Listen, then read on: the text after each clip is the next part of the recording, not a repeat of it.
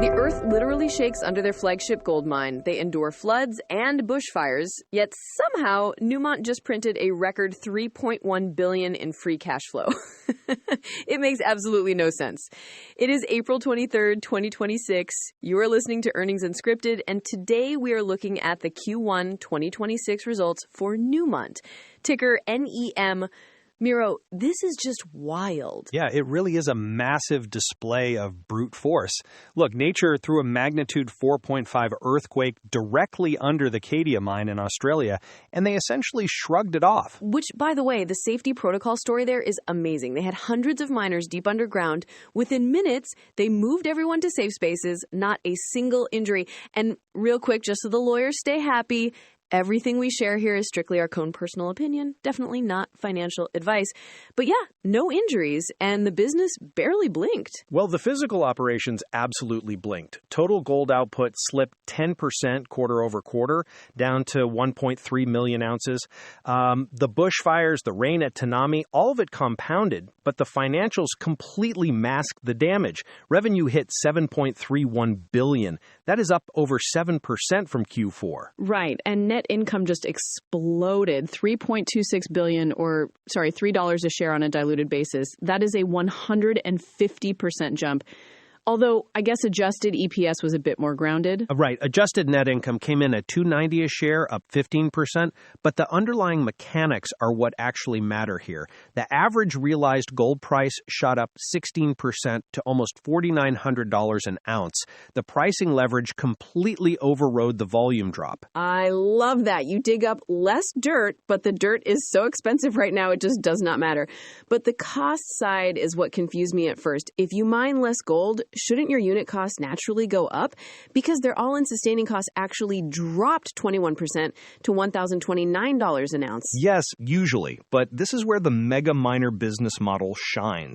They used a secret weapon here. Silver. The 29% jump in silver production? Yeah, exactly, 28.5 officially. And the accounting here is critical because they treat silver and copper as byproducts.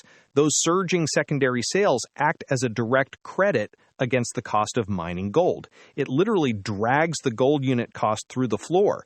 So you have base metals rescuing them from core gold inflation. That is honestly fascinating, and it seems like the market appreciated the maneuvering. We had a super volatile quarter with huge double-digit swings. But in the extended hours today, the stock got a modest spike, settling up slightly around $112.80. It's a very measured tape reaction considering the underlying chaos. I mean, they finished a massive $6 billion share buyback and immediately authorized a brand new $6 billion program. Investors know the cash machine is running. A buyback machine on top of a gold mine. All right, let's get into the details and figure out exactly where the real pressure points are hiding. So the biggest pressure point actually isn't in the ground. It is, well, honestly, it's mostly legal. But real quick, before we even get into the serious drama, did you catch the quote in that Reuters earnings summary going around this morning? Oh, you mean the one confidently quoting CEO Tom Palmer? Yes, praising Tom Palmer for his brilliant capital allocation and the new buyback strategy. Which is impressive considering he retired at the end of last year. Right. Natasha Viljoen officially took over in January. She literally led this entire Q1 call. I guess someone's automated summary bot hasn't quite updated its priors yet. Yeah, humiliations are free. But look, moving to the real friction in the filings, the Nevada Gold Mines joint venture is basically an open-ended standoff right now. Oh, the Barrick partnership. I saw something about a dispute, but what is actually happening there? So Newmont issued a formal notice of default against Barrick back in February. They are actively citing, quote, evidence of mismanagement at the complex. And on the call, they confirmed they are still strictly enforcing their audit rights. Geez. That is not a casual phrase. Nevada Gold Mines is what? One of the absolute largest gold operations on Earth? You don't just throw the word default around lightly with your biggest competitor. You really don't. And when pushed on it by analysts, interim CFO Peter Wexler gave a very careful, lawyer-filtered answer. He said they are working through the process to, let me get the exact phrasing, try and understand exactly each other's viewpoint on what transpired. Translation, we are auditing everything and gearing up for arbitration. Pretty much. As messy as that is, I think the immediate threat is just the structural costs creeping up next quarter. Right, except wasn't the Q1 cost profile artificially low? They mentioned something about seasonal delays? Exactly. The OPEX and sustaining capital deployments were artificially suppressed. So going into Q2, things are going to snap back pretty hard. Wexler explicitly said unit costs will be notably higher next quarter.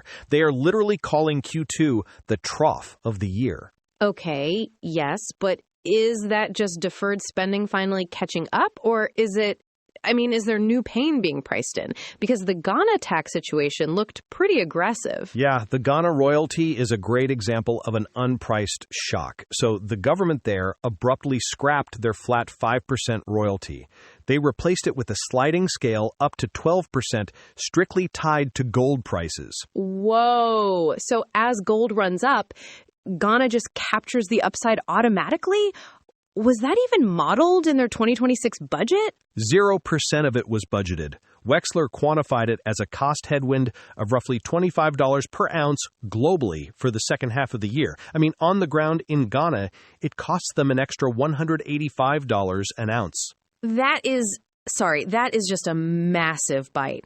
You optimize your whole supply chain, you generate billions in free cash flow, and then a government just rewrites the math on you over the weekend. Welcome to international mining. And it's not just taxes doing the damage. They are also heavily exposed to energy inflation right now. Management directly flagged geopolitical shocks in the Middle East. If a barrel of oil shifts by just $10, that tacks on roughly $12 per ounce to their all-in sustaining costs.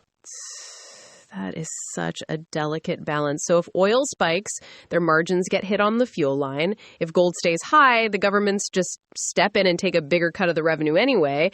It feels like they are walking this incredibly tightrope, which I guess brings us to the real question. With all these headwinds clustering in Q2, where does this leave them heading into the back half of the year? It leaves them leaning almost entirely on back half execution. They are keeping their full year guidance completely intact, which honestly surprised me a bit. Wait, really? Even with all the Q2 headwinds they just outlined? Yeah, they are still calling for 5.3 million ounces for the year at $1,680 an ounce. They are essentially banking on a 52% weighting in the second half to make the math work. That is a lot of pressure on the fall, especially since Wexler literally just said Q2 production is going to dip slightly below Q1. I mean, they're betting everything on that Cadia earthquake rehabilitation wrapping up in exactly 5 weeks like they promised. Exactly. And if you step back, the broader takeaway here is almost existential. You have a corporate standoff in Nevada, literal natural disasters washing out mines, surprise sovereign taxes, and it just does not matter right now. Yeah, right. A $25 cost penalty from Ghana is annoying, but it gets completely swallowed when you're selling the product for $4,900. They have this massive cushion. A very thick cushion, yes, but that is exactly what we need to watch next quarter. We need to see if Q2 actually stays a temporary trough. Because if those sustaining capital costs remain elevated, or let's say oil stays structurally higher, making up that lost ground in the second half gets mathematically very tight. That is a great point. You can survive a bad quarter when prices are perfect, but the actual execution still has to catch up eventually. Though I guess for now, Mother Nature throws her absolute worst, and Newmont just responds by buying back another $6 billion in stock. That's exactly it. It's the ultimate corporate flex. Let's see if the physical digging actually matches the balance sheet confidence next time. Fair enough. I think that's the perfect place to land the plane. We'll leave it there for today. Let's get out of here. If you want these earnings drops to just show up for you, feel free to follow the show. And as a quick transparency note, we do use AI tools to help generate this podcast, which is really how we can boil down hundreds of pages of corporate filings into a short chat so fast. We would honestly love your feedback or any ticker requests. So just shoot us an email at earningsunscripted@datamadness.ca or grab the X link in the show notes. Thanks for listening.